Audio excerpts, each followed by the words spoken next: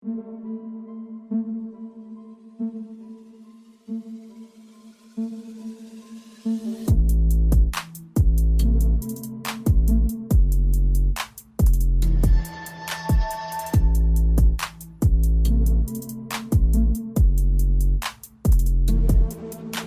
and welcome to the 6th edition of the Next Man Up podcast. My name is Logan.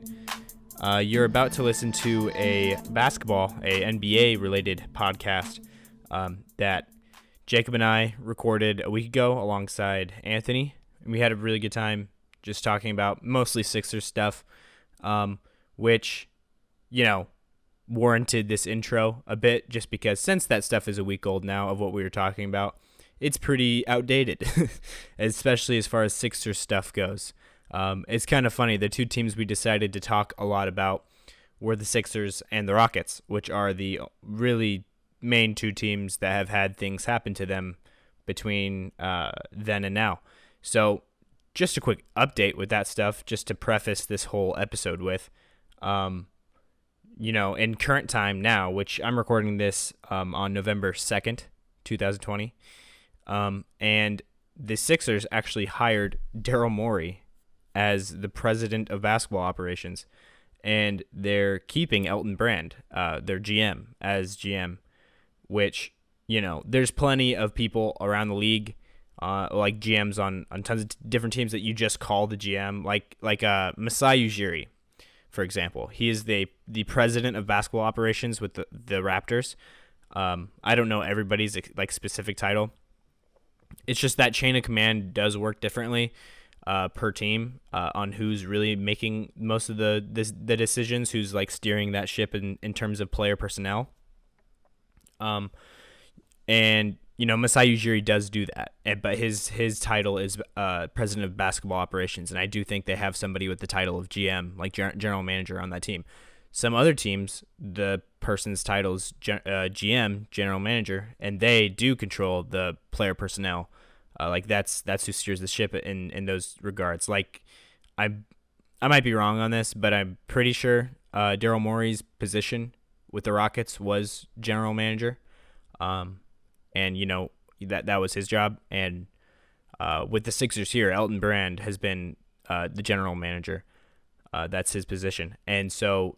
In every chain of command, I do know that the president of basketball operations does outrank the general manager.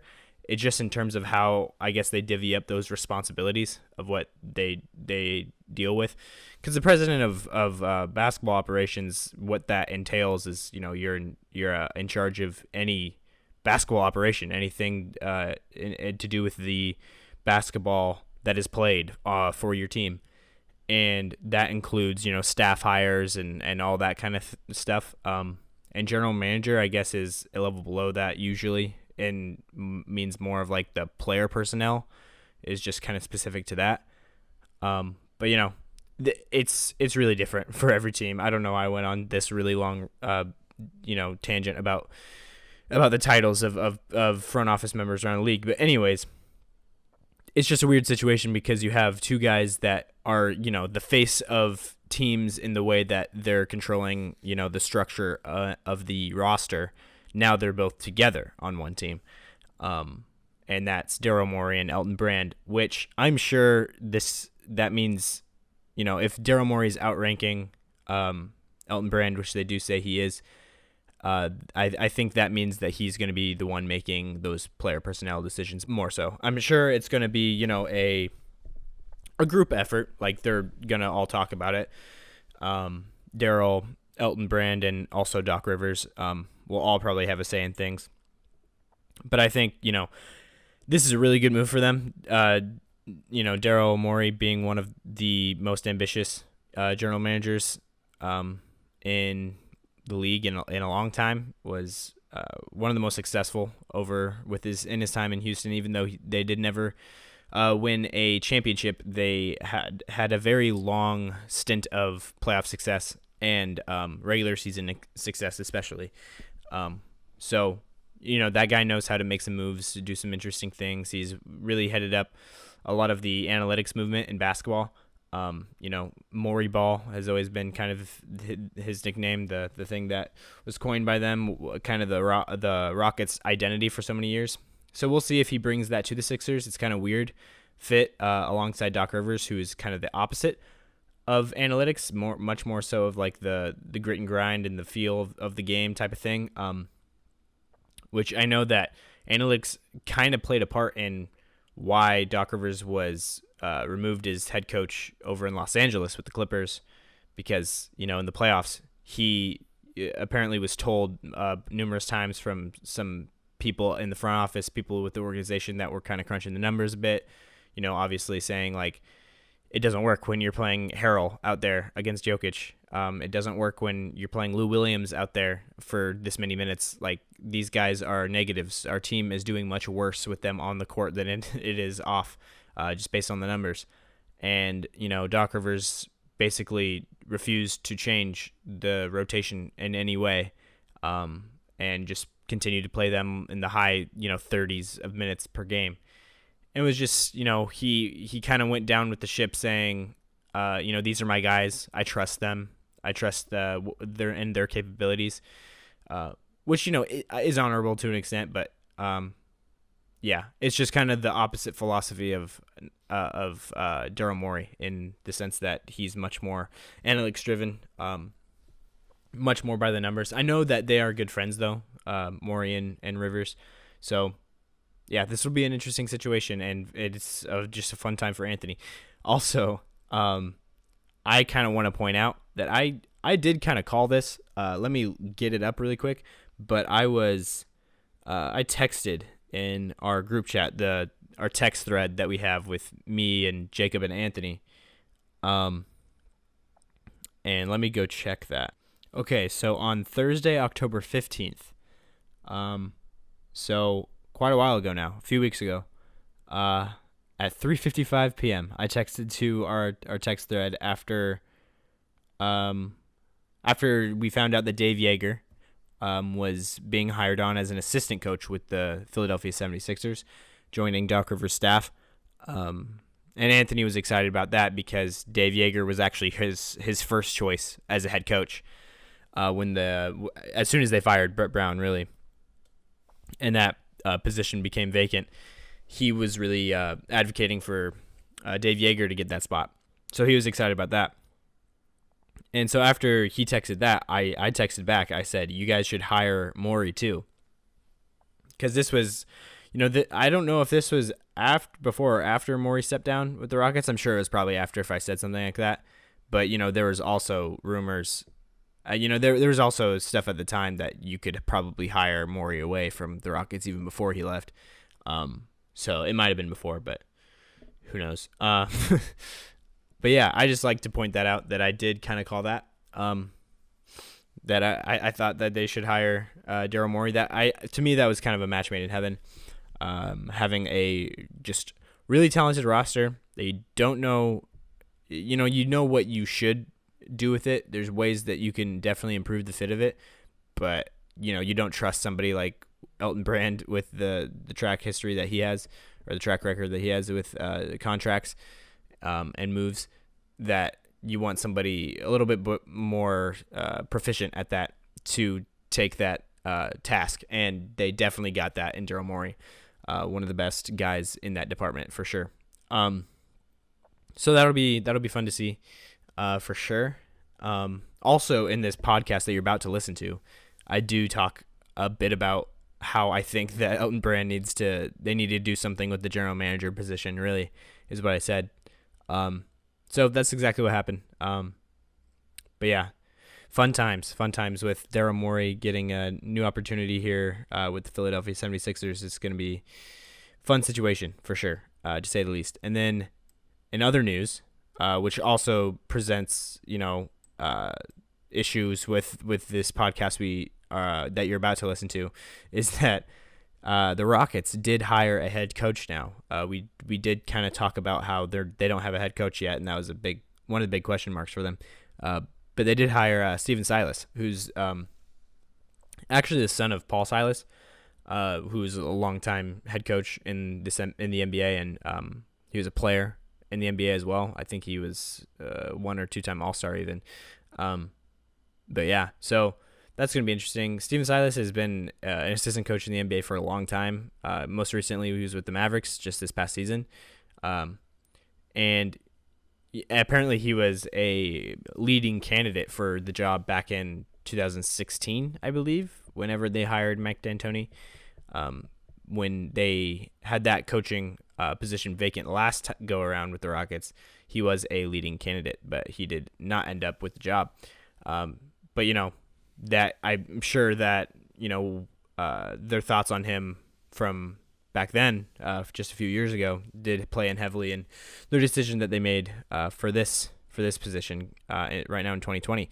And so that'll be interesting. I've heard things about Stephen Silas that, he has a big part to do with the offense that's run in Dallas, with the spread pick and roll style that they play with Luka Doncic built around him. So that'll be interesting to see more of a offense that's more tailored like that to James Harden, instead of just literally 5-out ISO ball, which has really been the Rockets' philosophy for a long time now, what feels like a long time at least.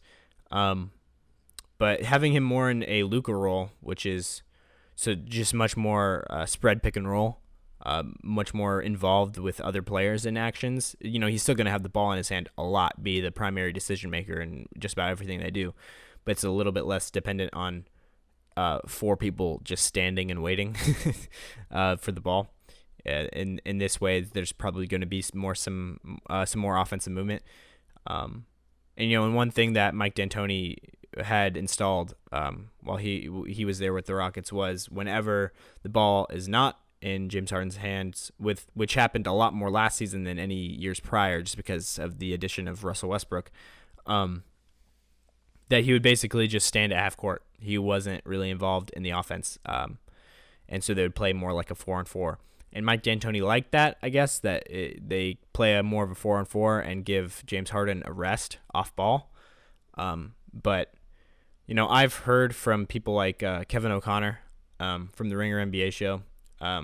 He was saying something about how he has reason to believe that James Harden actually doesn't want to play that way and would like to change it around a bit, play more of a diverse style where he is involved with action without having the ball in his hands, being kind of a off-ball threat in a way, which we haven't seen James Harden be in a long time.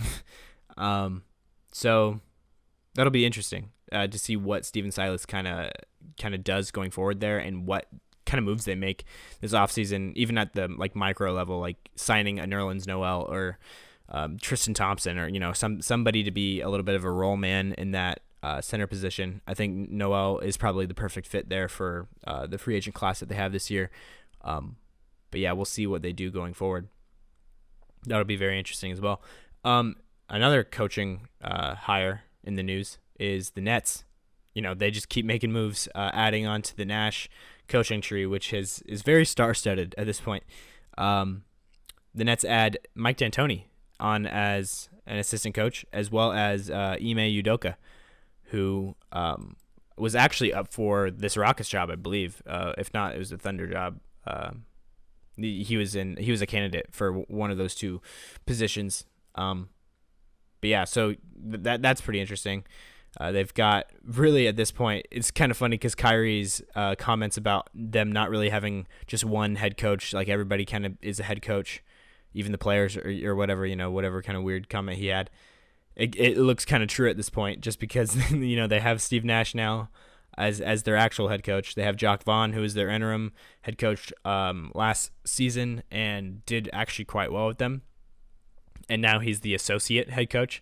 So he's basically like the lead assistant, I guess. And then they have Mike D'Antoni, who is a very innovative, long-time head coach in the NBA. Very successful one, too. And so he's an assistant coach here. Ime Udoka, who was a head coach candidate, and he's in here as an assistant coach as well. And then they have Amari Stoudemire as a player development coach, which is just fun to just throw him in there, kind of reunite him and Nash and D'Antoni. So yeah, this is just a fun situation that they have going on in Brooklyn. I'll be, I'm excited to see what they do this season. They're another big question mark team for me, alongside the Sixers and Rockets, some of the biggest, like, you don't really know what's going to happen with them this year. But yeah, that'll be fun. And then we have another coaching hire in the news, and that's the Atlanta Hawks hired the former Indiana Pacers head coach, Nate McMillan. They hired him on as an assistant,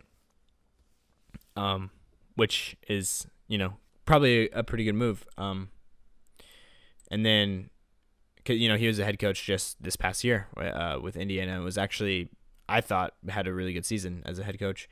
OKC still needs a head coach, though. They're the only, I'm pretty sure they're the only team left in this NBA, in this weird NBA that does not have a head coach currently. And, somebody that I'd like to see there, which I haven't really heard much of, like, rumors at all with OKC of who they're looking at for getting. But I think OKC is going to not tank, but tank the roster, at least not try to lose games from, like, a game-to-game standpoint by, like, not playing their players, but kind of tear up this roster to kind of rebuild, I think is what they should start doing, at least. And I think that adding a coach like Kenny Atkinson would be great for that. And what we've seen him do as head coach previously with the Nets was just remarkable, and how he turned around really such a abysmal, like, sad situation where they didn't have much going for them. They didn't have any young future assets to start with, and then they kind of just acquired them throughout, small transactions and kind of hitting on picks and drafts that they did have. And Kenny Atkinson really developed a young core there out of nothing, really, that has manifested itself into this crazy Brooklyn team that we see today. So I think he's a really good option, just with his track record, to be a rebuilding coach, a head coach for a rebuilding squad that can just develop these a young core. I think that would be a really good move, in my opinion. So that'll be interesting to see also where OKC goes with that. Other things we talked about in this episode, start date. That's something that is probably going to be changing a lot in the coming days, but as of right now, it's still really weird. The league is still talking about this December 22nd, even though that does now violate the players, like the agreement of saying that, I think they promised like a 2 months, like in advance. They have to basically tell the whole league, announce to the league 2 months in advance that this is the start date, final start date, before they can have that start date. And it's definitely less than 2 months out now, it being November 2nd. But they're still talking about it as an option. So I don't know. We'll see what happens. I know that the Players Association has been pushing back on it and wanting January 18th start, which is MLK Day. And so, but I think the biggest thing is the TV deals, them losing out on money from that, and then also making it really trying to wrap up the season where they want to, is another really big thing. And trying to get as many games in there as they can. That whole thing is just going to be really interesting as well. And on the topic of the Players Association, I know that later in this podcast, I kind of fumble around what they're called. I could not remember for the life of me. Just listening back to it was pretty cringy, just because I do know what they're called. They're the National Basketball Players Association, NBPA. I think even when we got it nailed into the ground and we're like, yeah, this is what it is, we were still saying it wrong. We were saying NBAPA. I don't know what was going on there, but yeah, NBPA. That was also, this podcast you're about to listen to is on the tail end of a very long recording session, because we recorded a whole NFL episode right before it.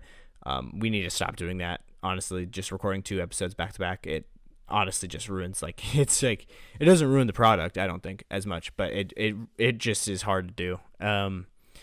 Your brain is kind of fried after that much recording. At least ours are. But anyways, other stuff that I just wanted to touch on really quick. I know this is going long, but I'll let you go really soon. we did talk about Kyle Lowry versus Fred VanVleet. I won't spoil why, but we talk about them as defenders. And Jacob and Anthony made the comment that VanVleet does not play defense or something like that. That's how it really started. Like, he's not the defender that Kyle Lowry is. And I'm kind of regretting that I didn't push back against them more than I did. I do a little bit, but VanVleet is a super good defender, very, very solid point guard defender. You could throw him, honestly, I'd be comfortable throwing him on any star point guard in this league. I think the bad rap that he has is that he's 6 foot, he's small, which that is a disadvantage. But if you think about it, he's like the best built guy for being a good point guard defender at that height. Like, being 6 foot, he's super quick, super he's a pest. He can stay in front and stick like glue onto any guy off ball as well. But he has footwork to move his hips laterally really quickly, stay in front of his man, that kind of thing. And also he's just he's built like a fire hydrant. Like, he's short and stocky, very a stout build. So that his lateral speed and effort combined with his build just adds up to be a very, very solid, kind of the best imaginable defender at that height of 6 foot. And his wingspan, I don't know exactly what it is, but he has definitely has a plus wingspan. It's it's better than his height would give him credit for, at least. And so, and with Lowry, I would take, and the Raptors do that. Like, when they play against, in the finals, who is guarding Steph Curry? It wasn't Kyle Lowry. It was Fred VanVleet. If they were playing Portland, or if they're playing Boston, or teams like that, they did play Boston, and that's what happened. Who was guarding Kemba? Fred VanVleet most of the time. That's because he's a better man-to-man defender. I get the argument that Kyle Lowry might be the better, and I would concede, he is the better team defender. He's the more cerebral defender. Getting caught in passing lanes and taking charges, drawing fouls, that kind of thing. Just kind of being the more cerebral defensive anchor. But Fred VanVleet is the guy you throw on the best point guard, like the scoring point guard on the other team. Just because he can stick close and stay in front, and he's built to where you can't really go through him. So yeah, put some respect on Fred VanVleet's defense, guys. I just thought I wanted to throw that out there as well. And then the other thing, really quick. I'm sorry. Again, this is long, but another thing that we talk about is we're talking about adding up trade amount to where the trade is valid. Because you have, when you're trading away players, all the money that their annual salary adds up to going out, you need to get a certain threshold returning, like coming in. And I phrased it really weird when I was saying what that is, but just to be clear, the team with the smaller amount of added up total salaries moving off the books for them has to be at least 2/3 of the amount of the other team that what they're giving up, the bigger one. And so, like, if, let's say, because what we're talking about was a Raptors and Sixers trade, so that would be, if the Raptors are moving off $40 million, let's say, the Sixers, or let's use easier numbers because I don't want to do math right now. If the Raptors are moving off $30 million off the books in a trade, they're packaging $30 million annually in a trade to Philly. Philly would have to give back at least $20 million worth of salary to make the trade valid, to make it within the rules. Like, they have to give up at least $20 million to match it, if that makes sense. So hopefully that does. But just thought I'd clarify that as well. And another thing is that just the pronunciation of the word asterisk is funny to me. Like, I'm not, there's words that I can't really pronounce for sure, but listening back through this episode when I was editing it, how like Jacob and Anthony, how they were saying asterisk, which I'm not saying I'm not singling them out at all, because like I noticed it even when I was listening to The Jump or something like that, like with Rachel Nichols, like they were even talking about how they couldn't say asterisk, and then Rachel Nichols like was struggling with it, and then Matt Barnes like piped in, and he was like, it was very funny because he corrected her in such like a confident way. He was like, it's asterisks. Like that's harder for me to say, I feel like. But like with an X, or switch around the K and the S, is really how they're doing it. And then like they all were like, yeah, in agreement, like, yeah, that's how you say it. And they, from then on out, they were just saying asterisks over and over. It's just funny because like they're people that are on TV and stuff that they need to pronounce these words for like a living. And it's like just take that word and like practice it 10 times. It's one of those words you could just like say it 10, like how it's spelled 10 times in a row, and you're good. You have it. Asterisk. The S is before the K. Yeah. I guess I just thought I would flex on people who do this for a living with pronunciation. Just really quick. But yeah. I shouldn't say really quick, because that was not really quick at all. This has been long. Very long intro, but I'll let you guys go into this podcast. Please enjoy it. It is a little bit stale at this point, probably, hopefully not too much though. There are still a lot of really good thoughts that, me and Anthony and Jacob do bounce around. So yeah, enjoy. Hello, ladies and gentlemen. Welcome to episode 6, ? Yep, it is. Episode 6 of the Next Man Up podcast. This is going to be a NBA-focused episode because we just recorded episode 5, which, fun fact, was an NFL-based episode. All of this is being recorded on October 26th in the year of our Lord 2020. I am Jacob Roth, as always, alongside Logan Wortman. Logan, say what's up. What's up? And a man that I potentially have tarnished through my speaking, and I feel bad. I really genuinely do. This isn't me just being nice because he's here. I do feel bad with the light I've portrayed this man in. The one, the only, Anthony.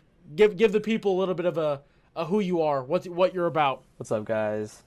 I'm just a full-time college student here to talk about some sports, some NBA, mainly the 76ers. Mm-hmm. So, yeah, I'm just here to give some input and spice up the show. Yeah. So, Anthony's a lot smarter than I am, and when we recorded the NFL, a part of this, because he was on that one as well, because he's a football guy too. He was a lot smart. I just throw my hot takes out there like it's not that big of a deal. He actually had like logical hot takes, and I was impressed. He made me look impressed bad with Anthony. No, it was really good. But now we're gonna get into something that I think will be a little bit more quote unquote hot takey. But yeah. Just because usually I can recognize hot takes with him in NBA, just because I know what he's talking about. With football, it's hard for me to detect hot takes just because, obviously I don't know as much.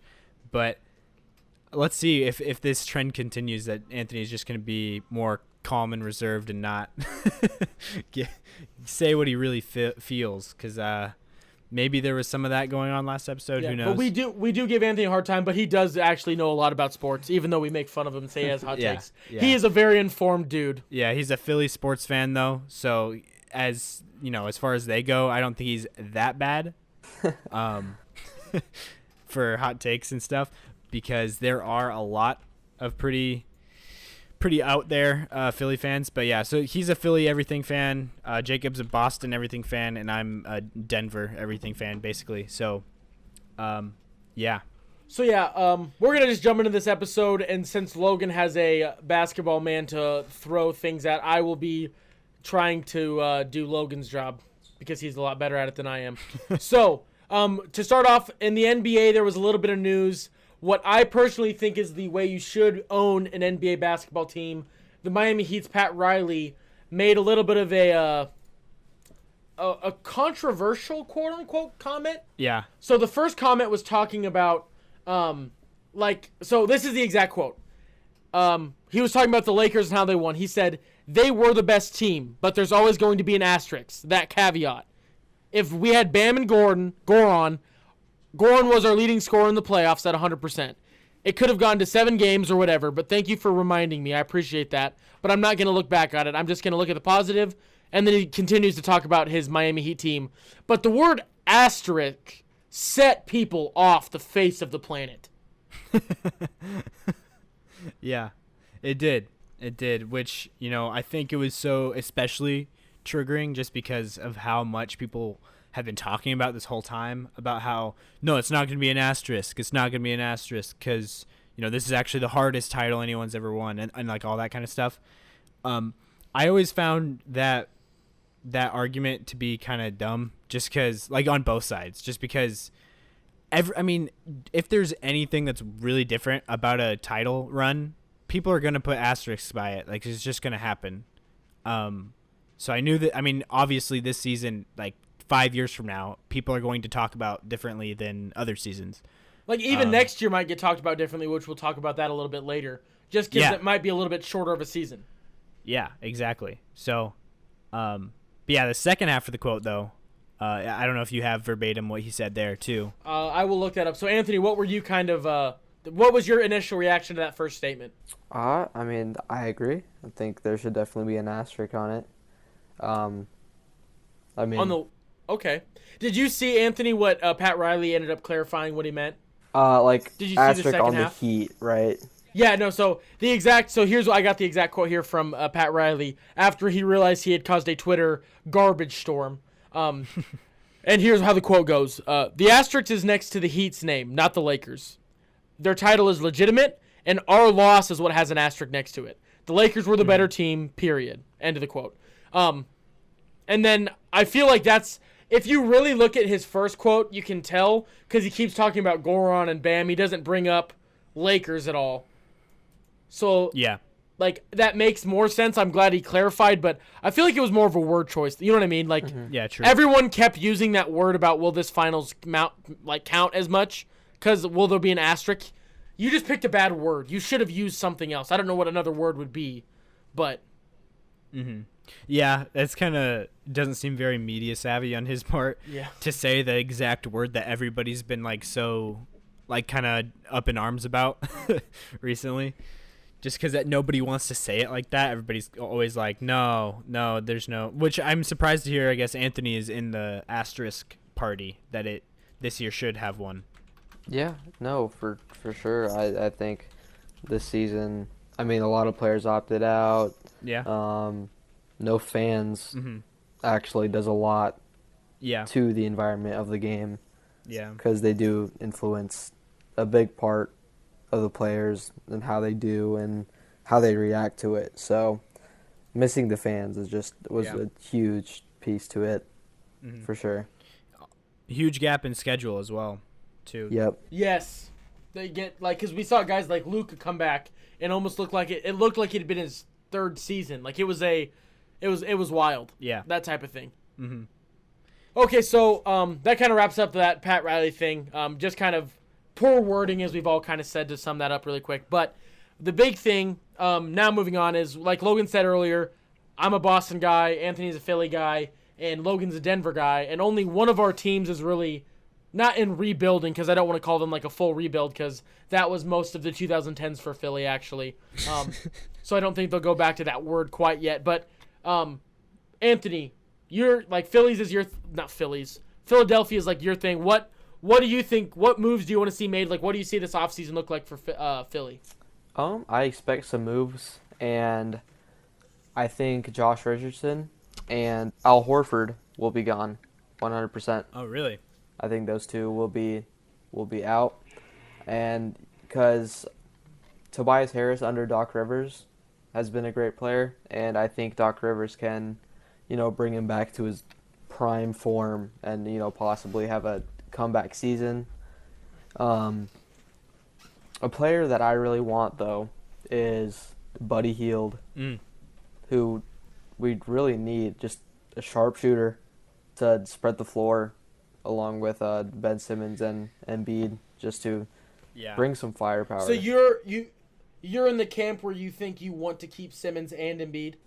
For now, yeah. But if this season it just does not, if it doesn't work again, then I think one of them will be shipped and should be shipped. So yeah. What types of so we'll use Buddy Hield as a perfect example. What would you as a Philly fan want to give up? I think we could honestly, it really depends on what the Kings want. If I bet they want Al Horford. I mean, that a type veteran, of player. Yeah, veteran leader who can, be a good big man for them. And I don't know if we would need to package Josh Richardson along with him, which I don't think we should to get Buddy Hield. I doubt it. Just because that gives the Kings the same problem they've had the past couple seasons, which is they have to choose between Hield and Bogey as starting shooting guard, and then you're just giving them another one. Yeah. That's like at that same level, I feel like. Definitely. But yeah, I mean, Al Horford and, maybe a second-round pick or a late first. I could see that. But, I mean, because Buddy Hield is forcing his way out as well. Yeah. So I think we can easily get that trade to work. And see, another thing that's because Buddy Hield he got paid, didn't he? Yeah, last offseason he got an extension, pretty big one. And are their contracts pretty close? For Horford? Yep. Horford actually gets paid more. Mm-hmm. But just barely a little bit more. It's pretty close. Yeah, though. but it matches. Yeah. So that's definitely a doable deal. Also, just as like a basketball fan, I also want the Sixers to get Buddy Hield, just because that would open things up for them so much more. That'd be the best shooter they've had. That will, I guess, since JJ Redick. Yep. But that would do wonders for them. Because I mean, that was really when Joel Embiid and Ben Simmons were at their best together. Is when they had Redick as a floor stretcher. So maybe he could provide some of that again. Also, I think Hield has more range than Redick, if that makes sense. Mm-hmm. And he's also a pretty solid defender too, which Redick didn't have any defensive skill. So true, just because of his size and everything. Yeah. Mm-hmm. But Buddy Hield is a big body. He's got good size. He's like 6'4", and he's pretty built. But yeah, what I meant by he has more range is that I think he can shoot from farther away. Not necessarily he's a better three-point shooter. I think Redick is probably the better volume three-point shooter, but you might need to worry about Hield farther away from the basket than which you would Redick. stretch the field, the court even more type of thing. Yeah. Yep. True. And we'll also see if Doc Rivers will force Simmons to shoot. So with that, but I mean, I hope he will for sure. Yeah. And with what you said about Doc Rivers with Tobias Harris, I wonder if, like, I've heard that too about how Tobias Harris had his best season with the Clippers under Doc Rivers and how he might be able to do that again. I wonder if that was really because his coach was Doc Rivers or it was because, like... situation. Yeah, he was playing more 4 there than he had his entire career. And he's definitely not playing 4 for this team very much, just because of they have Simmons and Embiid. So and Al. Yeah, and Al if they don't move him, who is going to need some minutes if you want to make use of his money. But yeah, so that's something that I wonder. What do you think about that? I mean, I think we could have a lot of sets with Toby at the 4. When giving substitutions, Ben Simmons some rest. You can slot injury-prone people do need rest. You're right. I forgot about that. And then, so we could slot Tobias in at the 4, and he'll fit just fine. I'm just wondering about the backup center, really. How Embiid out, who's going to be in. If Horford's not there? Yeah. At least you're not worried about a starting center, because that's what I'm worried about. That's true. Oh, yeah. But what about Kyle O'Quinn? I mean, he's just not what I want in a backup center. Mm. I mainly want. Well, we'll see how Pell develops. Oh, I like him defensively, Yeah. especially. he's not a shooter, is he? Like he doesn't. No, Okay. no. He has no offensive talent. at Okay. all, Because except O'Quinn catching alley-oops. at least like can shoot when he's butt naked open. Yep. Yeah. And yeah, so that's a real pickled situation there. Some other players that I want the Sixers to look at, and I think, it might be possible. Chris Paul and maybe Kyle Lowry. Oh. Kyle, what? Okay. Wow. Yeah. How would you? So you'd get Kyle Lowry in a? Oh, well, he's a Philly guy. He's Philly. He's a Philly native. So, if he might want to come back, new change of scenery. Well, it's The not Raptors. him. I don't think you'll have to convince him. It's the Raptors. Yeah, but they also do want Van Fleet. So, which the two work together very well, but they might want Van Fleet for the future. Yeah, Give no, him a that good- that totally makes sense. I think that's totally a Masai type of thing. Yes. Yeah. He could, if you entice him with something like, oh, we'll give you this stuff for Kyle Lowry, just because we're in win now mode. We want the last couple of years that Kyle Lowry is going to be, the way he is. Which those are people already think that might be done. Yeah. But Masai, I feel like, is definitely the one to be like, yeah, I mean, we have Van Vliet here. We can just commit to him long term as our undersized point guard instead of having two of them. But the difference is Kyle plays D. So does Van To Vliet. the best of his, not the same. Not as much. Well, not as in much very flopping different as Kyle ways. Lowry. Van Vliet's more. Yeah, of, that's true. Van Vliet's like one of the best, just glue, like stick to a guy that's off ball in the league.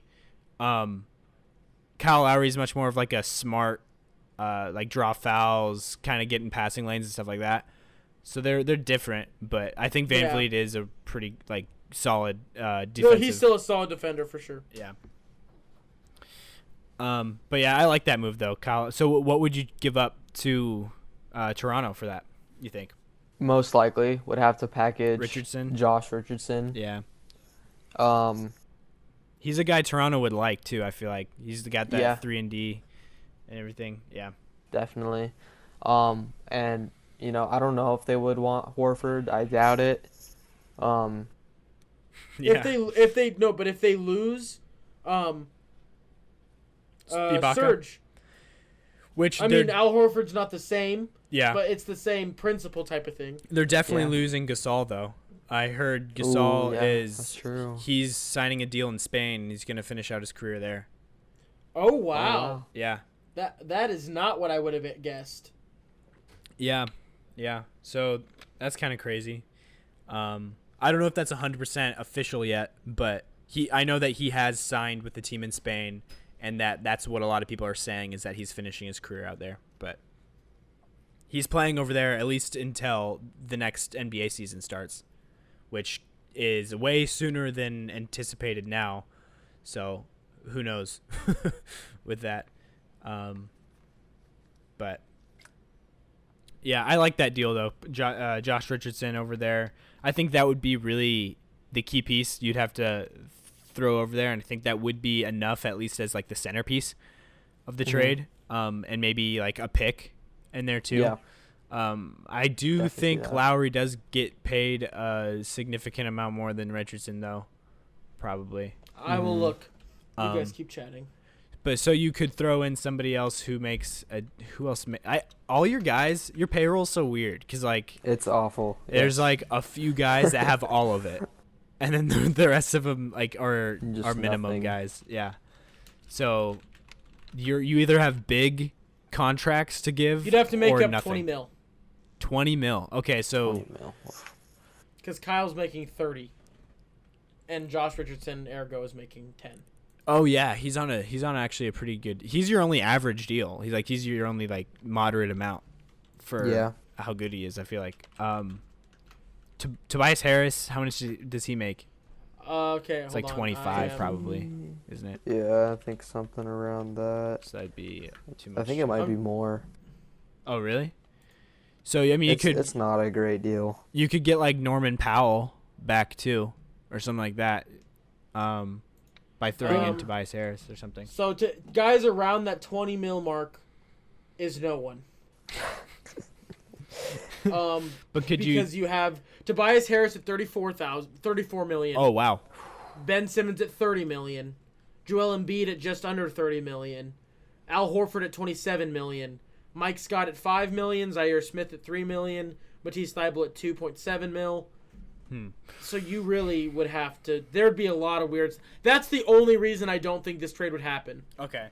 How about unless they give up Ben Simmons or something? How about like Richardson? That, you know what I mean? How about Richardson and Harris for Lowry and Norman Powell? What's Powell's contract? Okay, I will find out. Yeah. Another rumor I saw was a trade deal for Drew Holiday and JJ Redick. Oh yeah. I've been seeing tons of those. Like Denver has a lot of them too for those two, which I would love. But Philly makes even more sense probably if you're including Redick in there. And I liked our proposal, which was a first-round pick for this draft, a 2022 first-round pick, and Horford and Josh Richardson for Drew Holiday and JJ Redick. So. Oh, and I finally got that. I got Raptors and Philly side by side now. So what was the trade that you kind of set up, Logan? You were for Powell and Lowry for Harris and J. Rich. That would actually be pretty close to matching up. You'd only need about 3 mil, but I don't know how much gap people have because right now Kyle Lowry's at 30 million even, and Norman Powell's at just under 11. The smaller amount in the trade just has to be at least 2/3 of the amount of the bigger one. So, yes, that definitely works. Yep. I would, I wouldn't mind that really. I think it could work. Yeah, I like it too. I don't think it happens. I don't see Doc Rivers giving Tobias Harris away. I think he wants him. Which is he making front office decisions? Like, is Elton Brand's job still like? What's going on there? Do you know? I think it's still Elton Brand probably. Yeah. But I bet he would listen to Doc Rivers. Yeah, that's fair. Yeah. So.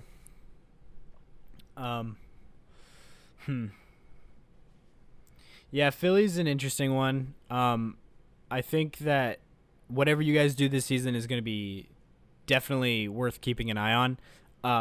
I think there's going to be at least some moves this offseason. I'd be surprised if you run it back as is. Oh, please no. But if you do, that'd be probably a pretty bad decision, I would say. 100%. Yeah. But I guess we'll see. Maybe Elton Brand is thinking that, though. Like, all we need is a change in leadership, and the same group should be ready to go. But he would be the worst GM in history of GMs if he thought that. Yeah, I think he needs to be on his way out of there, especially if that happens. But even if he doesn't, I feel like they should make some moves with him as GM, just because, I mean, all the decisions that he's made while he's been there, like, have been so, like, signing Tobias Harris to the amount that he did was bad when he did it. Mm-hmm. And everybody knew that. And also picking him over Jimmy Butler was bad when he did it. What else? Al Horford, the amount was a little bit like, like all of them were all just like, oh, that's a surprising amount. Like him. Yeah. Al Horford wasn't surprising to me because you knew that, like, okay, I listened to a lot more just Boston stuff. Yeah. And that was like a number, like Boston wasn't going to offer him that much, and you knew that's how much he was going to get at other places. Maybe Philly was the only other place. But the biggest problem that people had with Boston was okay with that dollar amount, but it was more the length. Oh, yeah. Yeah, I knew that. I remember that. Because Al Horford's getting paid until he's 36. Yeah. Which, how old is Al right now? Is he only 34. 33? He's probably 33. 33 right going to be 34 for this season. This upcoming season. Yeah. So, I guess that was just a little over the top when I saw it. And also, it was kind of like, New Orleans got JJ Redick for so much more, like so much cheaper. and for a way shorter amount of time. They got him for 2 years, $30 million. So 2 15s back to back, which that would just been a much wiser use of your money. Yeah. If you're brand, just to go get JJ Redick for a couple more years. Yeah. And he liked it in Philly and everything, so I don't know why I don't know. I feel like that was really on him for not re-signing him. Like, it wasn't JJ Redick just didn't want, to stay there. It was like they wanted to make moves in a different direction, wanted to get big, like really, really big for some reason, around a duo that's already kind of like possess too many of the clashing big qualities. Yeah. So yeah, that kind of stuff is just really questionable, and I'm not a big fan of Elton Brand as a GM. I'm a fan of him as a player, but not as a GM. Same here. I am, not excited with what he's gonna do, because I don't think he's gonna do a good job really. But we'll see if he can redeem himself after an abysmal free agency last year. So. Mm-hmm. Yeah, and another team that's actually really interesting right now is the Rockets. I think they beat out Philly, in my opinion, as being the most interesting team right now in terms of what in the world they're going to do moving forward into next season. Daryl Morey stepped down, Mike D'Antoni stepped down. Both of those guys are integral to like their whole identity as a team. And I heard Tillman Fertitta, who's their owner, he was on CBS like last week, and he was asked about the Rockets, about whether or not they're going to blow it up, like move Harden and Westbrook and all that kind of stuff, or what he was going to do.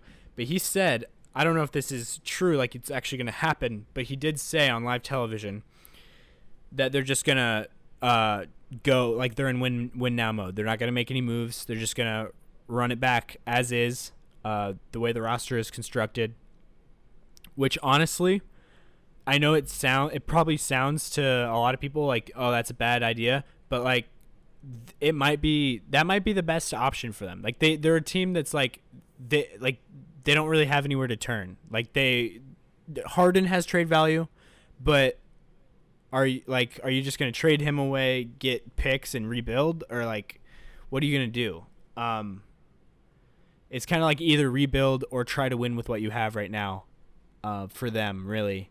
And I've heard they're targeting Nerlens Noel as a free agent to be kind of like that Capella light, what he was doing for them, and kind of move away from the small ball stuff and just get another like rim runner next to Harden, which makes, I don't know why they ever really moved off of that. That makes so much sense to put a rim runner next to Harden. He like does the pick and roll so efficiently.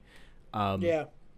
So. But then you're either trading Westbrook to like New York for something, or you're having him kind of try to play off Harden as best he can and definitely stagger their minutes so he's the offensive engine while he's out. But what do you guys think about like Houston right now, I guess? They're interesting, but like we talked about it last week when we did our tier list.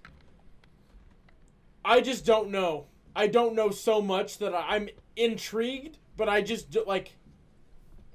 I like that idea with Harden, like the rim runner, like you talked about, like straight up. It would work better. But there's so many directions that one. Mm-hmm. They're gonna be fun to build in 2K because you could go any direction. You know what I mean? Yeah. But that's I don't even know. But it's like none of their guys. I'll let you talk, Anthony, in just a second. But it's like all their guys that they have on their team don't really have much of a trade value for what their contract is, especially like Harden is the exception. But Russ is on one of the worst contracts in the league, I would say, like at least top 10. And then who else? They got Eric Gordon, who gets paid a lot of money. PJ Tucker gets paid a lot of money. Like those aren't guys other than I think PJ Tucker has a better trade value than Gordon does, but he's old. Like PJ Tucker's like 34, 35 right now, and he's basically all he does is shoot corner threes and play defense. Like which like it's good, but it's nothing like to be, go crazy over. Like there's other guys that could do that. Rocco, I don't think he's on the best of contracts, and he's been tossed around the league like A child in the foster care system. We have to cut that. No. No, I think that's appropriate enough. I'll keep that in there. That's not that bad. Yeah. Anyways, so Anthony, what were your thoughts on the Rockets' current situation?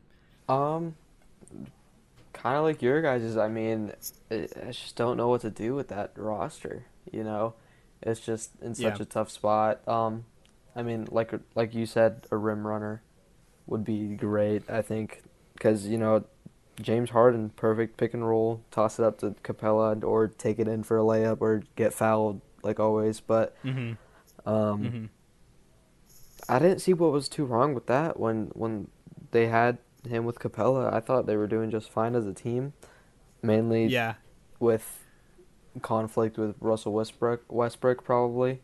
But yeah, I agree. I think if they can somehow send off Russell Westbrook, that would be the best for their future.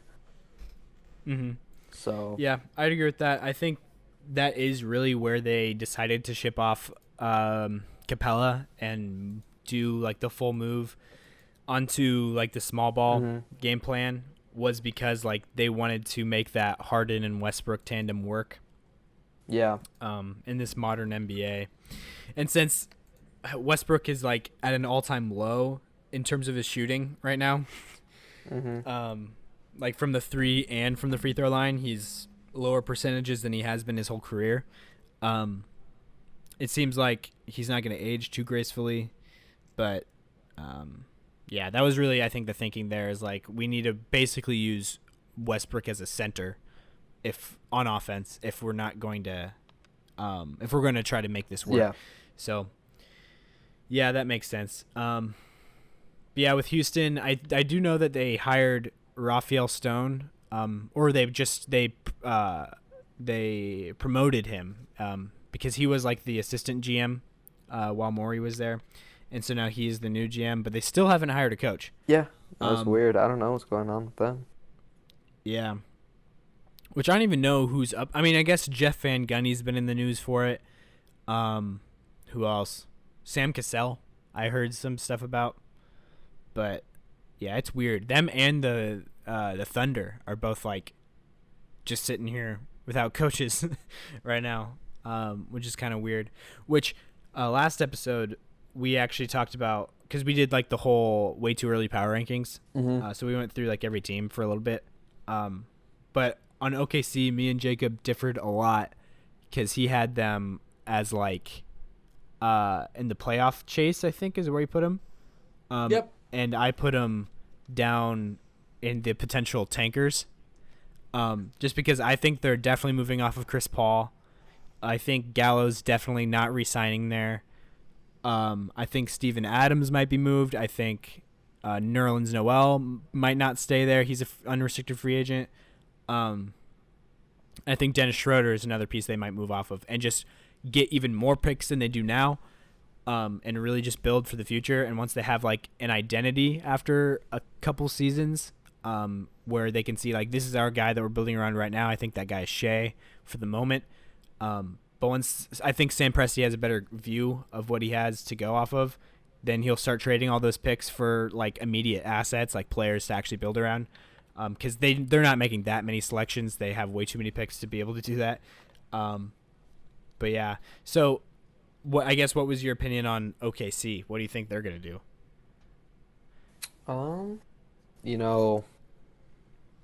You just gotta believe in Sam Presti. You gotta trust him because, he's obviously been probably the top GM in the past few years.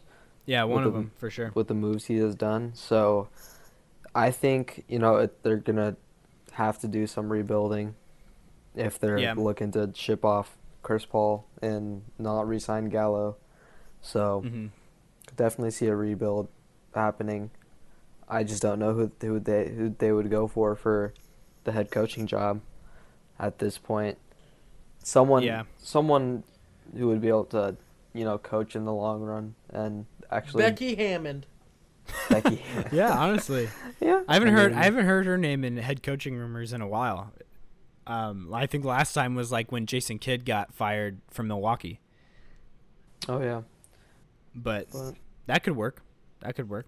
yeah, for sure. Um, but yeah, I mean, just Sam Presti. Just let him do what he does. For sure, for sure. So I guess especially the Rockets and the Thunder, both their futures are very murky. Philly is also pretty murky, but more in a positive way, I'd say, because of just the amount of talent they have there. So that's good for Anthony. But unlike those teams, Anthony's future is not murky because we know exactly what he's doing, and that is he's about to leave us. He's about to leave this podcast episode and abandon us forever. Hey. Just kidding. No, he'll probably be back on, get him more warmed up and ready to go, have more episodes with him. I think that'll be a good addition to just this podcast series in general. But yeah, Anthony, what do you want to say about your first experience being on? I had a great time. I had a lot of fun. I got to be more prepared with my hot takes next time I'm on. So definitely look into that. But, I had a great time. Thank you guys for having me. For sure. No, we loved having you on. I'm sure the people did as well. Anthony, is there anything that you would like to remind the people to do? Comment, like, subscribe. And, he knows Good it. boy. And He follow the knows it. feed on Spotify. Yeah. Woo! But yeah, Let's go. So, yeah. that was the full arsenal. Thank you guys. Awesome time. Yeah. Thanks for hopping us on, Anthony. I will. We'll see you on the flippity flip, my guy. All right. See you guys. All right, so we just had to say our goodbyes to Anthony, sadly, but yeah, it was fun to have him on. Back to more news, the NBA. One thing that we haven't brought up yet that I'm sure everybody is itching to hear about. Because our takes are what matter. Yeah, is the biggest news in the NBA right now, and that is that the Pepsi Center is being renamed the Ball Arena. Really? Yeah. Why? I don't know. It's like some corporation called Ball. BAL? BALL. It's a Denver? Yeah, they're based in Denver. Yeah. And they're just like an airplane thing. Oh, they are? I thought they were like glass or like manufacturer or something. I don't Wait, even remember. it's the people that make mason jars? Oh, yeah. Get bummed on, dude. Yeah. I was confused at first. It was like Ball Arena. I was like, what the heck? Like, are they making a statement like they're going to trade up to get LaMelo Ball? That'd be wild. Or something. But yeah, I don't know if I like that. Like Ball Arenas, like it's a good idea. Like it's synonymous with basketball kind of. I think it's stupid. I think that's so stupid. Yeah. I don't know. For me, like the Pepsi Center is just so iconic. Like just the name of it. Like obviously it's not like TD or Madison Square Garden or anything like that. But like as a Denver Nuggets fan, I Pepsi think Center Pepsi Center flows off the tongue better than Ball Arena. Yeah. Anyway, Yeah. But yeah, that is actually the news that I was. No, yeah, that was a prank. What I was actually April gonna Fools say in October. Yeah. What I was actually going to say was that the NBA start date has made all sorts of musical chair shifting up and down and around lately. But what the most recent reports are is that we're looking at a December 22nd start date. For those of you that don't know, that means we will get Christmas games. Yeah. Yeah. And the reason why they do it like that instead of just starting on Christmas apparently is because like so contractually, like TNT apparently is promised like NBA opening night, and then ESPN is promised Christmas Day, so they can't do them on the same day. Well, and I'm okay with it because then they'll probably put bums on. Oh, like not bums, but they'll have like the Boston, the Heat. Like, well, honestly, I'd love to see a Boston Heat open. Anyway. I think it's enough days apart though that you could do like they'll play game 1 and then Christmas will be game 2 for a lot of those teams. I think. So they'll do like those. They might have like a more extensive opening night, like instead of just 2 games, like have like 4 or 5. Yeah. And then have almost the same slate, just teams reshuffled for Christmas, and then you'll have the teams that people don't really like. If Sacramento gets an opening night or a Christmas Day game, I'll be surprised. Like, I think one of them will be a battle for LA. Like, there'll be another LA game on one of those 2 days. But no, I'm excited because, yeah. I'd like to see, like, a Boston-Miami one. I'd also like to see... I think what a lot of people are... I'd like to see a Boston-Brooklyn. Ooh. Yeah. I like that, too. Another one is, like, Lakers-Warriors. Yes. On Christmas. Kind of the exact same thing as Boston-Brooklyn. Not exactly, but, like, Lakers-Warriors would be a really good one because it'd be LeBron and the Warriors playing each other again on Christmas. No, there'd be a lot of things that... There's a lot of different potential. Brooklyn Warriors on Christmas as well. Ooh. That would also be some spice. Some hecka spice. More because I want to see Draymond and KD, but... yeah, they could do Warriors-Lakers on Christmas and have... Or, either way. Yeah, switch them around. But, yeah, that would be cool. And apparently, how many games are they doing, Jacob, for the season? 70 or 72, something like that. 72? Yeah, I think it's 72. It's shortened a little bit, but I'm sure that these numbers are all very, like, vague. Yeah.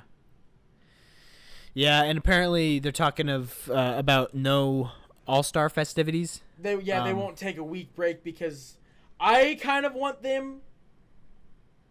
I don't know. I'm in the middle about it because, the article I'm looking at right now, Yahoo Sports, Ben Rohrbach. I picked literally the hardest last name to pronounce. Rohrbach. Yeah. Ben for Yahoo Sports wrote that if they do start on the 22nd, that's 72 days between seasons, and that's not a lot. Yeah, I'm sure the CBA, like or what are they called? Players Association. Players Association, not the CBA is what they signed. Yeah, that's the collective bargaining agreement. That's the agreement, yeah. Yeah, NBAP, I think. I don't know, whatever. Players Association. NBAPA. NBAPA, that's Chris what it is. Paul and friends. Yeah. I'm sure they're not super happy about that. But I feel like it's something that they kind of just have to say yes to. Like, there's not... I think a big thing will be that there will have to be incentives or some type of... You know what I mean? Yeah.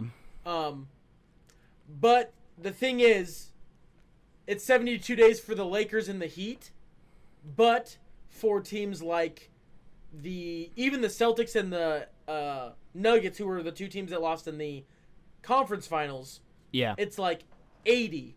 You know what I mean? Like, it exponentially grows, and I don't know the difference between a normal season, but I bet some of those teams that got knocked out early probably aren't that far off from having a normal gap in their year. Yeah, you know what I mean? Minnesota hasn't played since March. Well, okay, for those teams, but like a team that got, we'll use the Phoenix Suns. Like, for example, they didn't make the bubble. I mean, they didn't make the playoffs. And so, the playoffs started when? It was late, or was it mid? It was, let's see. It was in August. It was late August? Was it late August? August 17th. No, it was in the middle of August. Middle, I was going to say. Okay, so it was the middle of August. So, August, September, October. So, 2 months of playoffs. So then, sorry, I'm doing this so stupid. For teams that didn't make the playoffs, August, September, October, November, December, we'll call it 5 months.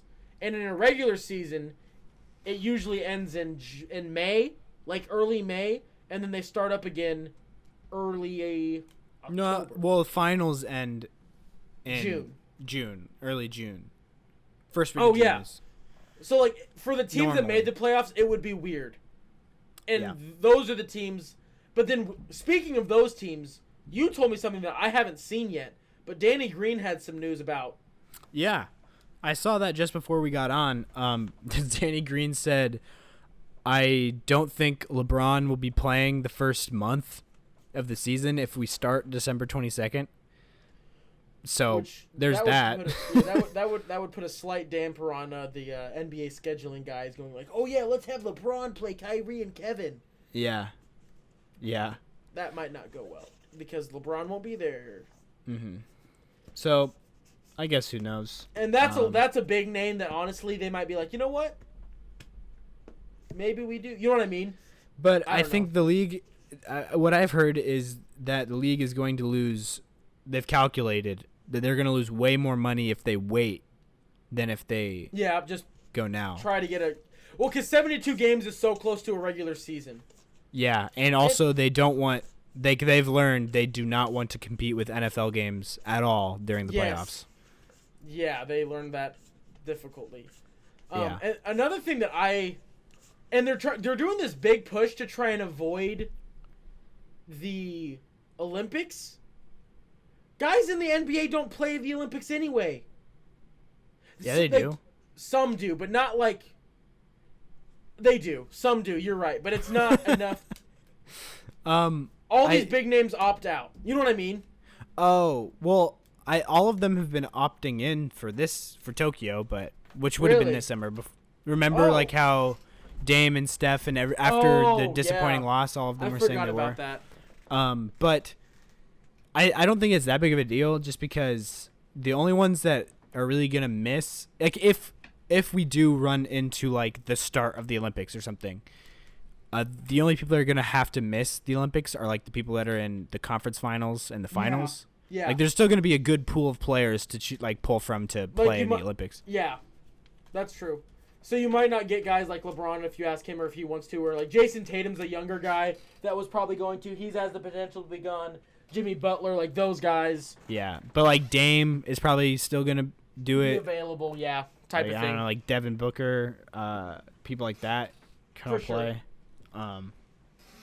But so who knows? And yeah, I think those guys are good enough to play in the Olympics. 100%. Like 100%.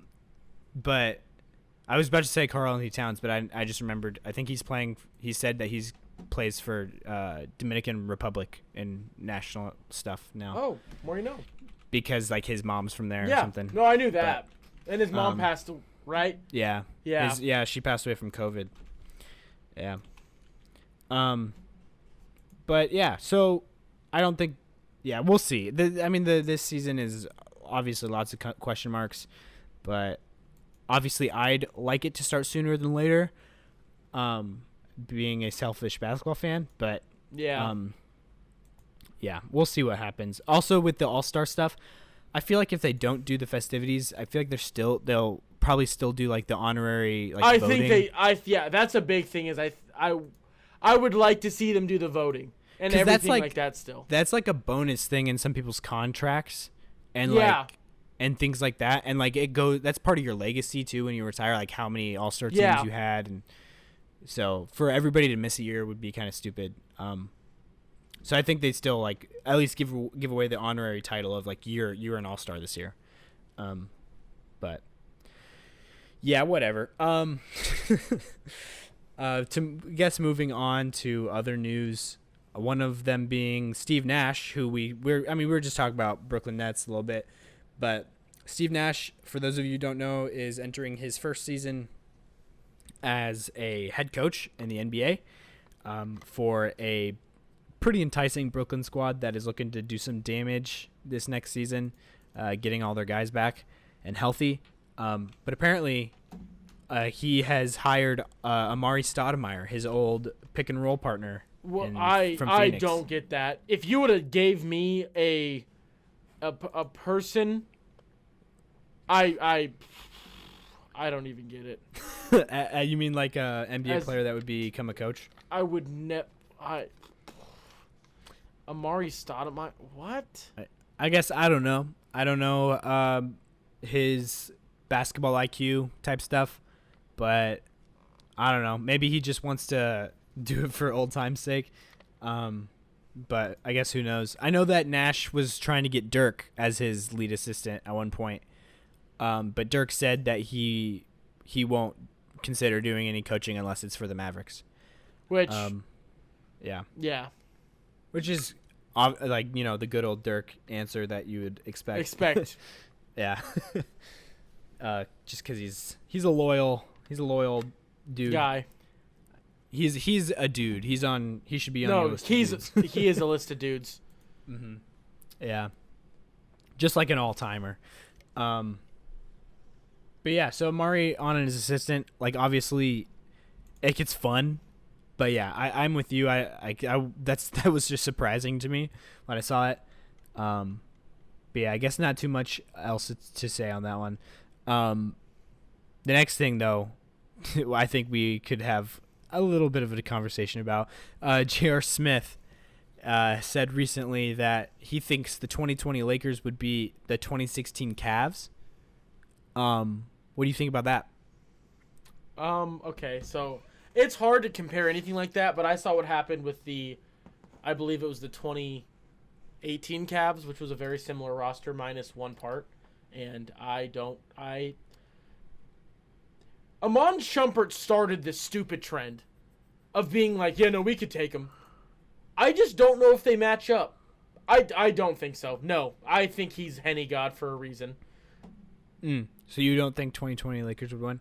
No, I think the 2020 Lakers would win. Wait. Oh, okay, yeah. So you're saying he's right? Yes, he is right. Okay. Amon Shumpert's the one that had it backwards, the other way, right?